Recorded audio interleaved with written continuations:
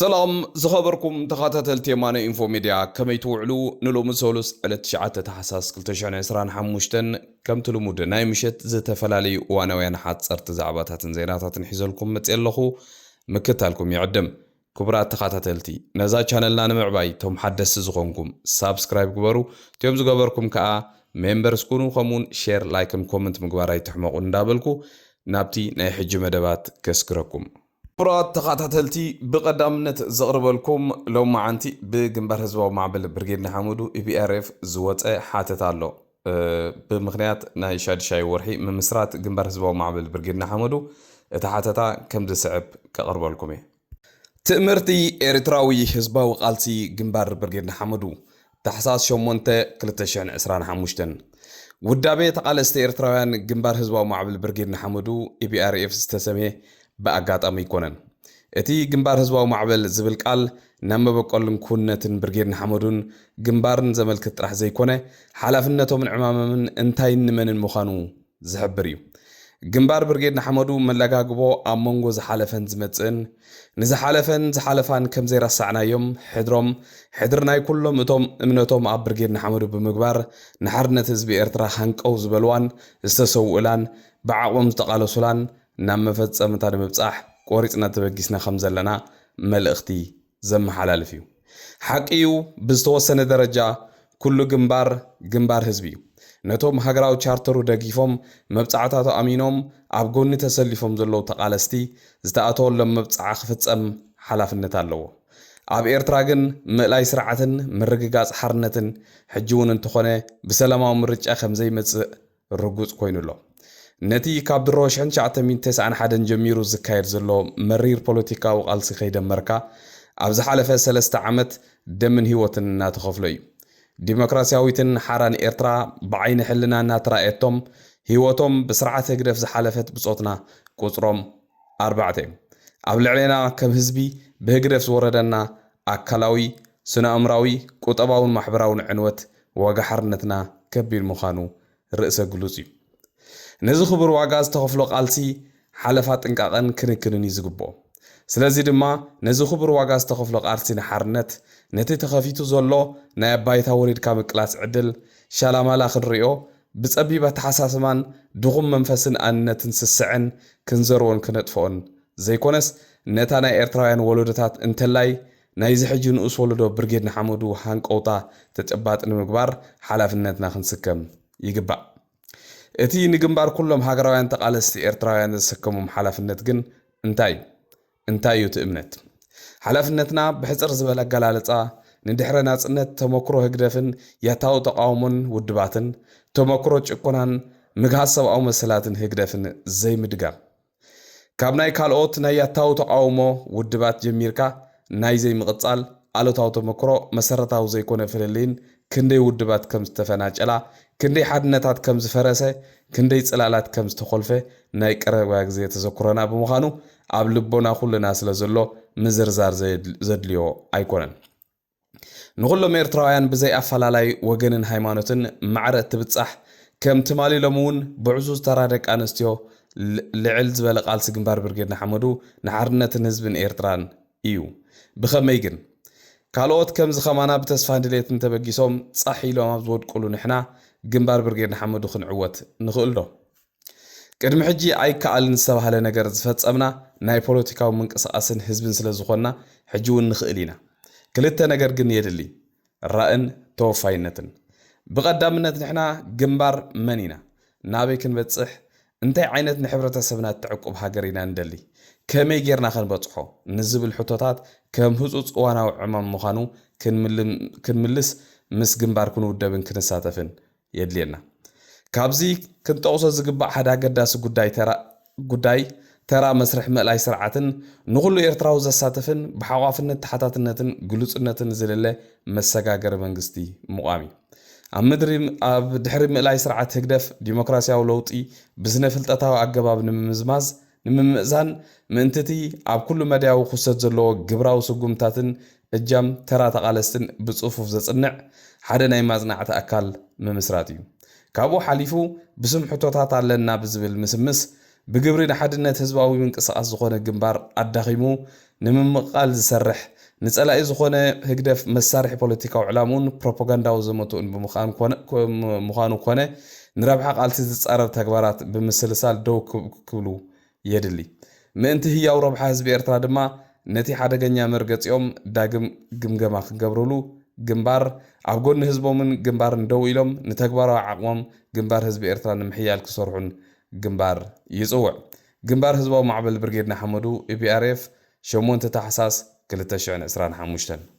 بمغطال زقرب لكم كبرى تقاطعتلتي لو معنتي ولك أملاخي إيسياس أفوركي ناب سعود عرب كيدو له ناب سعود عرب زخير له مخنيات انتاي خون مجام كل جزء نايرترا ولك أملاخي أبت خبابي من قصاصات كجبر كله بمنتاي مخنيات كم زخير دار كام بزحتي جزء فلوتيو أمنا السودان كنا تعتب زحالة فسومون زخير له اتيوم ناي RSF زبالو تهدرات ناي أحمد دقالو أب سودان سفلالي قسقاسة بمرأيمون أو لعلي منقسو سودان تسغطي زلازغنيني تسغطي حجون بزل عالم الكي قدس إلى زلو إسياس أفوركي كم تفولتو أب سودان إيدو خابزو تنويه غيري نوعو خراقاق بزمسلن كالق تول أخون حيزنا أب سودان كيدو خامد نبرا فلاتيو لو ما عند دما ناب السعود عرب كيدو مسناي سعودي سبب سلطان بخمستري وصل لهم نتا قدمي حموش عمدي قدمي شدش عمد مسابي أحمد بحنساب كينو وعلز فرملا سعود عرب كيدو له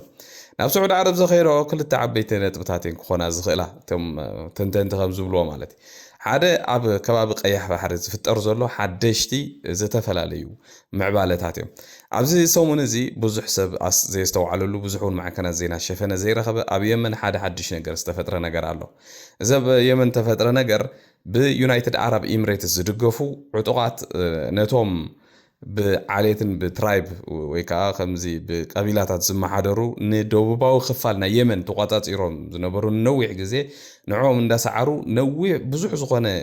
كباب عمان جميركا كساب وشمت بابي المندب كساب زي دوباتنا إيرترا زلو مالتي بمولو ندا تقاطات إيرو قنيم اليوم بعضيهم معبل زخانة صوار بزح جنزبنا يونايتد عرب إماراتس ندا تدقفو ببزحات تانكتاتن حدشتي أطوارن حيزهم نبومولم نتوم بهلاويان ويكا قناي قبيلاتات يمن كم تفولتو مبزحتيو يمن بجكاتي هوتيس توقاتات صرو سنعان كبابيان زلو مبزحتيو بسفلالي قبيلاتات زقواتات صرو بوتاي حجيكن ازم نبلوم زلنا عطوقات توقاتات صيروم نسمو قصارنا يمن طرح زيكونه كساب قيح بحري بفلايت كا اتي ازيو اقداس زغونه استراتيجيكاو بوتا ناي بابيل مندب نتقاطعرو يمصلو እዚ ነገር ዝማር ንብዙሓት ሰባት ንብዙሓት ሃገራት እዩ ኣቆጥዒ ዘሎ ቀዳመይቲ ነዚ ነገር ዝደውኑ ምባል ትግስግሰላ ስዑድ ዓረብያ ስዑድ ዓረብ ነቶም ናይ ቀቢላታት ብሙሉኦም ኣብ የመን ዘለዎ ዕጡቃት መዋሊቶም ንሰያ አንጻር ናይ ሆት ንኽዋግኡላ ማለት እዩ ስለዚ ንሳቶም ለሙሶምን ተሳዒሮም ብሙሉ ዓቕሚ ናይ ዩናይትድ አረብ ኤሚሬትስ ኣብዚ ደረጃ ዝምውዳቆም ስዑድ ዓረብ ትማሊ ብዙሓት ወተሃደራትን ዝተፈላለዩ ዕጡቃትን ናብቲ ከባቢ ተንቀሳቀስ ውዒላያት ማለት እዩ ነዚ ተኸቲሉ እምበር ውልቀ መላኺ ኢሳያስ አፈወርቂ ናብ ስዑድ ዓረብ ዝኸይድ ዘሎ ስዑድ ዳሞ ኢሳያስ ዳ እንታ ክገብር ናብ ስዑድ ኸይዱ ማለት ምስናይ የመንስ እንታይ እዩ ዝተኣሳሰር ዘለዎ ንዝብል ስዑዲ ነዞም ኣብ የመን ዘለዎ ዕጡቃት ክትሕግዞም እንተኮይና ሕጂ ኣብ የመን ከይዳ ክትሕግዘሎም ትኽእል ዓቕሚ የብላን ምክንያቱ ብሙሉእ እቲ ናይ ኣየርፖርትን ካልኦት ክትሕግዘሉ ትኽእል ቦታታትን ወደባትን ተቋጣፂሮም እዮም ናይ ኢሚራት ዓረብ ማለት እዩ ነዚ ንምቕልባስ እምበር ከምኡውን ኣብቲ ከባቢ ባብኤል መንደብ ዘለዋ ፅልዋ ንምሕጋዝ ስዑድ ዓረብ ናይ ግድን ኣብ ኤርትራ ወደብ ትደልላ ስለዚ ቅድሚ ቁሩብ ኣዋርሓ እውን ኢሳያስ አፈወርቂ ጌም ስለ ዝፃወተሉ ነቲ ናይ ኤርትራ ወደባት ከም ካርታ እዩ ዝፃወተሉ ቅድሚ ሕጂ ንኢራን ሂብዋ ነይሩ ብድሕሪኡ ንቀጠር ሂብዋ ነይሩ ብድሕሪኡ ንዩናይትድ አረብ ኤሚሬትስ ሂብዋ ነይሩ ንአብይ አሕመድ እውን መብፃዓት ኢሉ ከምቲ ሰማዕናዮ ብዝሓለፈ ከይዶም ክሳብ ነቲ ወደብ ምሕዳስ እውን ጀሚሮም ነይሮም ማለት እዩ ሕጂ ድማ ንስዑድ ዓረብ ንዕኡ ክህባ ተፀዊዑ ከይዱ ናብ ስዑድ ዓረብ ዝበሃል ዘሎ ስለዚ እዚ ናይ ከምኡውን ካብ ኢትዮጵያን ካብ ካልእን ዝመፆ ዘሎ ፀቕጥታት ንዕኡ ንምቕልባስ ከምኡውን ከም ትፈልጥዎ ጌም ንምፅዋት ነዛ ነገር እዚኣ ክገብር ናብ ስዑድ ገይሹሎ ማለት እዩ ሓደ ቀዳማይ ካልኣይ እውን ምስ ናይ ሱዳን ዝተሓዘ ነገር ከምኡውን ክቡራ ሰማዕቲ እታ ቀድሚ 4-5 ዓመት ኣብ ስዑድያ ምስ አብይ አሕመድ ዝፈረሙ ፈርማ እውን ምናልባት ብዛዕባ እውን ንምዝርራብ ሕጂ ኢሳያስ ዕድላት ጥራሕ ዝፅበ ንሱ ብላዕሊ ኮይኑ ከም ደስ ዝበሉ ክፃወተሉ ዝኽእል ዕድላት ኣብ ሰዓት እዚ ስዑድ ዓረብ ብዙሕ ፀቕጥታት ይወርዳ ስለ ዘሎ በዘም ናይ የመን ዕጡቃት ዝሰዓሩ ዘለው ነዝን ምሽፋን ግድን የስዑድ ዓረብያ ደላይት ዘላ ስለዚ ኣብዛ ሰዓት እዚኣ ንኢሳያስ ተፀዊዖሞ ንኢሳያስ ከዓ ዘቕርቦ ጠለባት ክህልወይ ትፈልጥዎ ይኹም ጌም ክፃወት ይኸይዱ ዘሎ ማለት እዩ ስለዚ እዛ መገሻ ናይ ውልቀ መላኺ ኢሳያስ ኣፈወርቂ ነዚኣ ትመስል ካልእ ዘቕርበልኩም ክቡራ ተኸታተልቲ ናይ ቃላት ኩናት ኣብ መንጎ ኤርትራን ኢትዮጵያን ሕጂ እውን ከም ብሓድሽ ጀሚሩ ኣሎ ትማሊ ፕራይም ሚኒስተር ኣብይ ኣሕመድ ኣብ ኢትዮጵያ ኣብ ከተማ ሆሳዕና ኣብ ሓደ ኣጋጣሚ ብዘስምዖ መደረ ናይ ኢትዮጵያ ጸላእቲ ከም ናይ ርእሲ ቁማል ሓደ ብሓደ ክነርግፎም ኢና ዝብል ቃል በቃሉ ብቋንቋ ኣምሓርኛ ሓደ ቪድዮ ተሰዲዱ ነይሩ ማለት እዩ እዚ ቪድዮ እዚ ኣብይ ኣሕመድ ዝተዛረበ እዩ እዚ ነገር እዚ እቲ ብዝሓለፈ እዋናት ብዝተፈላለየ መገዲ ክዝረብ ፀንሐ ብፍላይ ከዓ ምስ ህግደፍ ዘለዎ ሽግር ኣብይ ኣሕመድ ኣብ ሰዓት እዚ ዳርጋ እንዳነፀረ ዝመፅእ ዘሎ ኮይኑ ንስማዓኒ ማለት እዩ በዚ ኮይኑ በቲ ግን እዚ ትማሊ ዝተዘረበ ዘረባ ንኢሳያስ ኣፈወርቂ ኣሰንቢድዎ እውን ናብ ስዑድ ዓረብን ገለን በሪሩ ኸውን ክእል ከምዚ ትሪእዎ ዘለኹም ድሕሪ ኣብይ ኣሕመድ ብዙሕ ዘረባታት ምዝራቡ ኢሳያስ ዓበድ በዳእትይዎ ብቲ ከባቢ ብዙሕ ላዕልን ታሕትን እዩ ዝብል ዘሎ ምናልባት እታ 2018 ዝተፈራረምዎ ፌርማ ኣብ ዝቐረባ ግዜ እውን ምውፃእ ኣይተርፋን እዩ ዝብል ግምት ኣለኒ እዚ ከምዚ ኢሉ ከሎ ድማ ክቡራ ሰማዕቲ ኣብ ዶባት ኤርትራን ኢትዮጵያን ብፍላይ ድማ ኣብ ዶባት ዓፋር ኣብ ሰዓት እዚ ህግደፍ ብከቢድ ዘሰልጠኖ ሓደ ወተሃደራዊ ሓይሊ ናይ ዓፋር ኢሉ ኣብቲ ከባቢ የንቀሳቅሶ ኣሎ ትማሊ ሎማዓንትን ቪድዮታት እንዳዘርግሐ እዚ ናይ ዓፋር ሓደ ግሩፕ ኣብ ኤርትራ ዝሰልጠነ ማለት እዩ ንመንግስቲ ኢትዮጵያ ንምዕላውን ንዓፋር ሓራ ንምውፃእን ተዳልዩሎ ዝብል ኣብቲ ከባቢ ብዙሕ ፕሮፓጋንዳ ይገብር ኣሎ ህግደፍ ነዛ ምስ ኣብይ ኣሕመድ ኩናት ከመይ ደልዮማ ከም ዘለዎ መቸም ኩላትና ንዕዘቦ ዘለና ብትግራይ ኣቢሎም ብዙሕ ግዜ ፈቲኖም እዮም ግን ኣብ ትግራይ ዘሎ ፖለቲካ ሙሉእ ብሙሉእ ኣብ ትሕቲ ቁፅጥሮም ክሳብ ሕጂ ስለዘይኣተወ ንሱ ዓብይ ዕንቅፋት ከም ዝኾኖም እዮም ዝቀረብ ዝሓለፈ ሰሙን እውን ጀነራል ታደሰ ወረደ ናይ ግዜያዊ ምሕዳር ትግራይ ዝርከቦም ሰበስልጣን ምስ ናይ ህግደፍ ዝተሓስበ ብዙሕ ነገራት ስለዝነበረ ንዑ ንምውዳእ ካልእ ዝተፈላለየ ሽጣራታት ናብ ትግራይ ይገብሩ ከም ዝቐነዩ ርዱ ነገር እዩ ኣብ ፋኖ እውን ኣብ ሰዓት እዚ ሓደ ከቢድ ነገር ተፈጢሩ ኣሎ ፋኖ ብክልተ ተሰንጢቑ ተሓደ ጉጅለ ናይ ማስረሻ ሰጠ ዝበሃል ናብ መንግስቲ ኢትዮጵያ ኢዱ ክህብ ከሎ ካልእ ጉጅለ ግን ኢዱ ዘይሃብ ኣሎ ሕጂቲ ናብ መንግስቲ ኢትዮጵያ ኢዱ ሂቡ ዘሎ ጉጅለ ናይ ማስረሻ ሰጠ ዝበሃል ወዲ እንታይ ዝብል ዘሎ ምስ መንግስቲ ኢትዮጵያ ኮይና ኣንጻር እቲ ኣብ ኤርትራ ዘሎ ስርዓት ክንቃለስ ኢና ጉዳይ ባሕሪ ከዓ ጉዳይና ኢሉ ኣትዩ ዘሎ ሓይሊ ናይ ፋኖ እዩ እቲ ብህግደፍ ዝስልጥን ሓይሊ ፋኖ ግን ኣብ በረኻታት ተሪፉ ኣሎ እዚ ኩሉ ከይፈረሰ ከሎ እምበኣር ኣብ ልዕሊ ኣብይ ኣሕመድ ፀቕጥን ምግባር ኢሳያስ ብዝለዓለ መልክዑ እዩ ዝሰርሕ ዘሎ ስለዚ ክቡራት ተኸታተልቲ ክልተ ቪድዮ ከቕርበልኩም እየ ሓንቲ ናይ ኣብይ ኣሕመድ ትማሊ ኣብ ከተማ ሆሳዕና ኣብ ኢትዮጵያ ማለት እዩ ኣብ ደቡባዊ ክፋል ናይ ኢትዮጵያ ዝተዛረባ ዘረባ ከምኡ ድማ ምንቅስቓስ ናይቶም ኣብ ከባቢ ዶባት ዓፋር ኣብ ሰዓት እዚ ብህግደፍ ሰልጢኖም ኣብ ምድላዋ ዝርከቡ ወተሃደራት ናይ ዓፋር ዝበሎም ቪድዮታት ኣለዋ ንዕን ከቕርበልኩም እየ የኢትዮጵያን ጠላቶች እንደ ጸጉር ቅማል አንድ በአንድ እናራግፋለን ኢትዮጵያ ትጸናለች ኢትዮጵያ ትበለጽጋለች ኢትዮጵያ ለአፍሪካውያን ወንድሞቻችንና እህቶቻችን የብልጽግና ምልክትና ምሳሌ ትሆናለች በሰላም እንደጀመርን በሰላም እንጨርሳለን እኛ የኮሎኔል በዛብህ ልጆች አንሸማቀቅም በጀግንነት የጀመርነውን በጀግንነት እንጨርሳለን ኢትዮጵያ በልጆቿ ታፍራና ተከብራ ለዘላለም ትኑር ፈጣሪ ኢትዮጵያና ሕዝቦቿን ይባርክ እጅግ አድርጌ አመሰግናለሁ ካልእ ዘቕርበልኩም ክቡራ ተኸታተልቲ ኣብዚ ናይ ጉዳይ ጽምዶሲ ኣብ ትግራይ ወገን እዚኦም ምስ ህግደፍ ኣብ ሰዓት እዚ ብዙሕ ጽምዶ ንገብር ኣለና ኢሎም ዓበድበድ ዝብሉ ዘለዉ ኣክቲቪስትስ ድዮም ገለ በሎም ዋላ እዚኦም በዓል ስታሊን ገለ ዝበሃሉ ንሶም ንግደፎም ሓደ ሓደ ኣለዉ ተጋሩ ምሁራት ትብሎም መራሕቲ ሃይማኖት ትብሎም ግን ከመይ እዮም ነቲ ህዝቢ ትግራይ ከመይ ዓይነት ንዕቐት እዩ ዘለዎም ብጣዕሚ ዝገርመና ኣነ ናይ ብሓቂ እዩ ማለት ሕጂ ዋላ ብዓይኒ ንመጻኢ ንህዝቢ ትግራይ ቁርብ ከም ፍታሕ ክኸውን ዝኽእል ነገር ኢሎም ይረኣይዎ ድሓን ግን ስለምንታይ እዮም ነቲ ኣብ ልዕሊ ህዝቢ ትግራይ ዝተፈጸመ ነገር ኣብ ኮምፕሮማይዝ ዘእትውዎ ካልእ ዝገርመኒ ነገር ከዓ ነቲ ኣብ ኤርትራ ዘሎ ስርዓት ናይ ብሓቂ ድዮም ባህርናቱ ዘይፈልጥዎ ኮይኖም ከምኡ ኢሎም ዝዳናገሩ ዋላስ ሓልዮት ናይ ህዝቦም ስለ ዘይብሎም እዩ ብጣዕሚ እዩ ዝገርመና ኣነ መቸም ሕጂ ኣብዚ ናይ ትግራይ ናይ መሪሕነት ናይ ሃይማኖት መራሕቲ ብዙሕ ኣሰሓሓቢ ጉዳይ ኣለኒ ምስቲ ናይ ኢትዮጵያ ፓትርያርክ ዘሎ ግን ኣብኡ ብዙሕ ግዜ ኣብ ማሕበራዊ ሚድያ ዝሪኦም ሓደ ኣቦና ኣለዉ ኣባ ሰረቐ ብርሃን ዝበሃሉ ሃገር ኣይ ቲንክ ኣብ ኣውስትራልያ ገሊኦም ዝቕመጡ ሕጂ ትማሊ ዝዛረብዎ ዝነበሩ ዘረባ ምስ ብራኸሸው ምስ መድሂን ማለት እዩ ገሪምን ኖ ደንፂኒ ማለት ክሳብ ክንደይ ናይም ንህግደፍ ዘይፈልጥዎ ክሳብ ክንደይ ናይም ካብቲ ሓቂ ርሒቖም ሞ ድማ መራሕቲ ሃይማኖት ተባሂሎም እዚ ኩሉ ሽግር ናይ ትግራይ እንዳራእዩሲ እንታይ እዮም ዝብሉና ዘለዉ ዘተቐፅል ዘላ ቪድዮ ክብራ ሰማዕቲ ንኢሳያስ በቃ ዕድመ ሂብዎ ኣምላኽ ሕጂ እውን ዕድመ ይሃቦ ብሕጂ ዝፅበይዎ ከዓ ሲኖዶስ ናይ ኤርትራ ናይ ትግራይን ብሓባር ኮይነን ሓደ ክኾነ እየ ዝምነ ዘለኹ ኦኬ ትምኒት ፅቡቕ እዩ ብፍላይ ህዝቢ ትግራይን ህዝቢ ኤርትራን እኮ ወላ ሓንቲ ብሓንሳብ ብሰላም ገይሩ ንክነብር ዝፀልእ ሰብ የለን ወላ ሓንቲ ግን እቲ ክኸውን ዘይክእል ነገር ንህዝቢ ተስፋን ሃፋን ጌርካ እሞ ድማ ብመሪሕነት ኢሳያስ ብመሪሕነት ናይ ህግደፍ እዚ ኮነሎም ዝፅበዩ ዘሎ ኣቦታት ኣብ ትግራይ ወይ ምሁራት ወይ ገለ እንተልዮም ናይ ብሓቂ እዮም እቲ ፖለቲካ ናይቲ ከባቢ ዘይርድኦ ኣብ ኤርትራ ዘሎ ፖለቲካዊ ባህሊ እውን ፈፂሙ ኣይርድኦምን እዚ ድማ ኩሉ ግዜ ተደጋጋሚ ዋጋ የኽፍለሉ ንህዝቢ ትግራይ ስለምንታይ እዮም እዚኦም ክርድዋ እዚኣ ክርድእዋ ዘይከኣሉ ኣነ ብጣዕሚ እያ ትገርመኒ ብዝኾነ ግን እስከ እዞም ኣቦና ዝብልዎ ዘለዉ መስምዖም ክገርመኩም እዩ ብዝያዳ ናብታ ቪድዮ ከብለኩም مستعمر نايجي في رفقات كوينو كلهم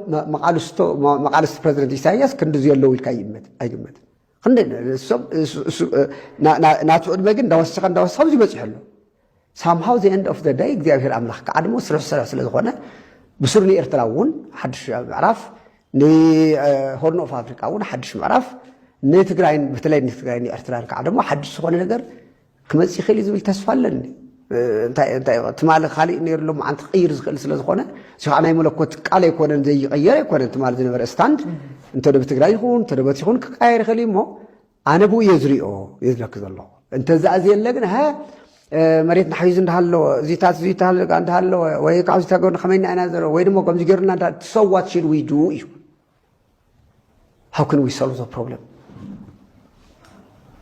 قصله بيله زقربلكم كبرات تخاتلتي ابزي زحلف سمون كم سمعنايو اب هاجر نروي بشم حت عقبه محتات ورقه زوسدو مو تمليسوم نزي هجدف زبال سرعه كدغفو زترخبو زيغاتات سقوم تقم توسدلهم سمعنا نيرنا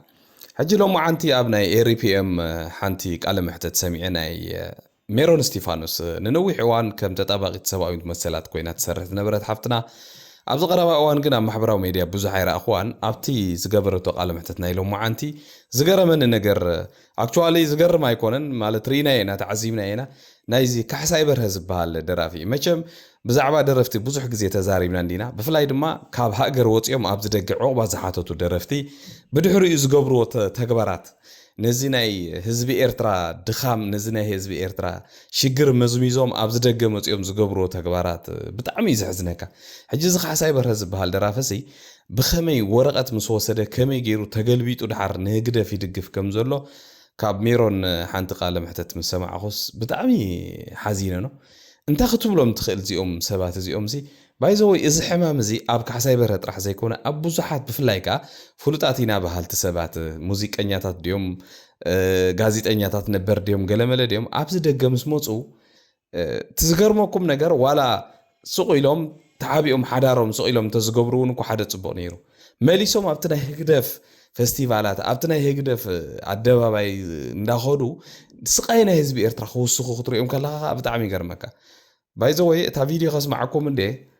ኣብ ካሕሳይ በርሀ ኣይ ቲንክ ኣብ ዓዲ እንግሊዝ ዝነብር ይመስለኒ ኣብ ዓዲ እንግሊዝ ዘለኹም ሰባት እዛ ናይ ሓፍትና ሜሮን ስቴፋኖስ ኢንተርቪው መወከሲ ጌርኩም ነዚ ሰብ እዚ ዋላ ብጠበቃ ጌርኩም ዘይትኸስዎ ስለምንታይ ይኸይድ ዓዱ ምክንያቱ ከምዚ ኢሉ ብሽም ተቃዋሚ እዚ ኩሉ ሓሲቡ ወረቐት ወሲዱ ተመሊሱ ነቲ ስርዓት ከገልግል ከሎ ክትሪኢ ከለኻ ካብ ስነ ጥበባውያን ፍታሕ ዘይረኸበ ህዝቢ ኤርትራ ካብ መንዳ ኣሉ ክረክብ እሞ ድማ ተመሊሶም ካልእ ትረፍ ተመሊሶም ነዚ ሕጂ ብኩሉ ዓቕሙ ዝፍትን ዘሎ መንእሰይ ክዋራ ዘይሉ ንስኻትኩም ዲኹም ነፃ ክተውፅዎን ህዝቢ ኤርትራ ዶ ገለመለ ዝብል ዘረባ ክፀምዕ ከለኻ ይገርመካ ማለት እዩ እዚ ኮይኑ በቲ ግን እዛ ሜሮን ስቴፋኖስ ትብላ ዘላ ቃለ መሕተት ብሓባር ኮይና ንስማዕ እያ درفت تخيلون كم بعد كحساي برها قال ملتات نحنا أجهم ورقتنا مسرخبنا عد دخلنا نزدن بتقوم هندر فلوينا قلب لي ماني رمتي بجمع خلت شحن شو عدت نذكر إن أنا كلت شحن حمشتن كبابي مثلا إن أنا كحساي برها سلك ورقته مسرخبة كحساي برها أنت يجيرو كدرفيون دابلس قال ما كانت أقومتي مرقته هي بموت أقومتي أمسحي ملو بزح ليتر أوف سابورت قال ملكا مسانا أوشت هاجر كوين يسرح نيرو أندر كافر أكتيفيست كوين قال ملتات تبعي صحيح كله بخمسي ورقته هي بكحساي برها حجي نعبنات مالتي هجي لك تأور أوتومس مسأتر له كله تدم بتاع أمازس نابانا هم تسيلو تسفر زجبر له أنت جيرو كحساي برها مالتي قلبت إله أفتكر زيتي مسناي هيدف ميديا انترفيو كيرو أنا كدعكم أنا حميمي المسئة ببوليتيكا كون مسئة أنا بزعد انتاي دا حكم مسئة إلو نتسرعات سبع ساعات زي قال كل الله إسرع عمت وغينو حجي مالجي هجي إزتات حمقت نايت دنبتا أو زي كونه أنا إسرع عمت قالك معري أقول له أكتبس بزرو عد أنا تيز قبونا إميجريشن ورقات كركب سأنيحو بز مغنيات الزخاء استفلالو يسابات فتشو أب نوروي كم زنريو زلنا هم بعل هيلد هم دز بهلا إيرتراينا لو ما أزانا قاش كله فكنتش هن 10 سنة 10 4 سنوات حيزن أشمات يركبانيرن بس ساعي كبرانيرن يذكرنا أنا مالتي كم بشو دنكا أنا مس إسياسي ساعة وداويتي ساعة كنا لعلي كل تميت 300 زخون أشمات كن حجي أركبنا نيرنا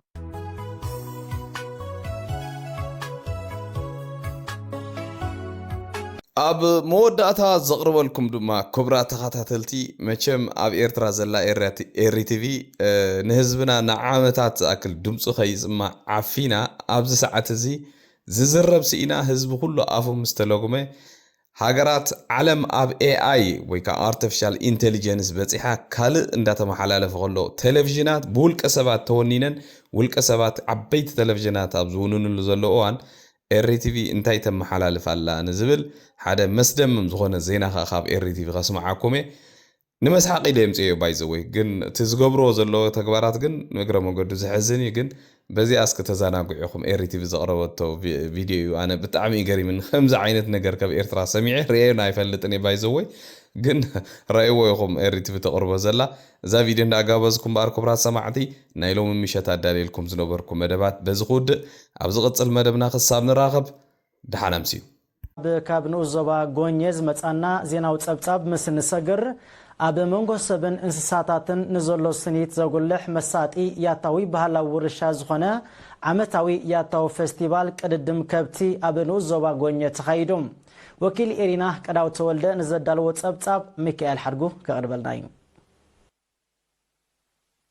ዓመት መጽአብ ንኡስ ዞባ ጎኘ ብዝነብሩ ተወለድቲ ብሄራት ናራን ኩናማን ዝካየድ ያታዊ ፌስቲቫል ቅድድም ከብቲ ብ6-7 ተሓሳስ ኣብ ምምሕዳራት ከባቢ ኣስውገን ደለን ብድምቀት ተኻይዱ ኣብቲ ልዕሊ 12,000 ህዝቢ ዝተሳትፎ ኣጋጣሚ ኣብ ክልቲኡ ቦታታት ብ75 ጓሶት ዝተመርሓ ብጠቕላላ 7,200 ከብቲ ተመሪሐን በብጉጅለ መሳጢ ቅድድም ኣካይደን ኣካይዲ ስራሕ ምምሕዳር ንኡስ ዞባ ጎኘ ኣቶ የማነ ማሓረብ ዘስምዑ ቃል ኣካል ያታዊ ወግዒ ፉርዲ ዝኾነ ወግዒ ሆር ኣብ ብሄረ ናራ ከምኡውን ኣብ ላይደ ዝካየድ ኣይረ ከሬዳ ድማ ኣብ ብሄረ ኩናማ ነዊሕ ዓመታት ዘቑፀረ ሃይማኖታውን ባህላውን ሰረት ዘሎ ኮይኑ ኣብ መንጎ ከብትን ሰብን ንዘሎ ስኒትን ሓድነትን ብሄራትን ዘጉልሕ መሳጢ ያታዊ ባህላዊ ውርሻታት ከም ዝኾነ ገሊፆም ዋና ዳይሬክተር ክፍሊ ባህልን ስፖርትን ኣቶ ኢድሪስ ሳልሕ ብወገኑ እቲ ኣብ ንኡስ ዞባ ጎኘ ብዝርከቡ ኣባላት ብሄራት ናራን ኩናማን ጥራይ ዝዝውተር ተመሳሳሊ ወግዕታት ብባህላዊ ክብርታቱን ጥንታውነቱን ልዑል ተቐባልነት ካብ ዘለዎ ባህላዊ ውርሻታት ከም ዝኾነ ብምሕባር ካብ ዝሓለፈ ዓመት ጀሚሩ ንምስናዱ ብመጽናዕቲ ዝተደገፈ ተወግሶ ተወሲዱ ከም ዘሎ ሓቢሩ ዓበይቲ ዓድን መንስያትን ድማ እቲ እናተወራረሰ ዝመፀ ወግዒ ምስ ማሕበራዊ ክብርታት ሕብረተሰብ ዝተኣሳሰር ሰረት ስለ ዘለዎ ዓመታዊ ብልዑል ክብርን ማዕረግን ከም ዝጽምብልዎ ብምጥቃስ ናብ ወለዶታት ዝመሓላልፉሉን ኣፍልጦ ዝረኽብሉን ባይታን ምፍጣር ብዕቱብ ክስራሕ ተማሕፂኖም ኣመሓዳር ዞባ ጋሽዋርክ ኣምባሳደር ማሕሙድ ዓሊ ሑሩይ ንዕውታ ሽልማት ድሕሪ ምዕዳለ ያታዊ ቅድድም ከብቲ ሆርን ኣይረ ክሬዳን ምርኣያ ናይቲ ኣብቲ ዞባ ዘሎ ዘይተበርበረ ዕቑር ባህላዊ ፀጋታትን ባህሊ ምንብባርን ከም ዝኾነ ብምምልካት ተበጋሱ ዘሎ ናይ መጽናዕትን ስነዳን መደባት ብዝተወደበ መልክዕ ክቕፅል ኣተሓሳሲቡ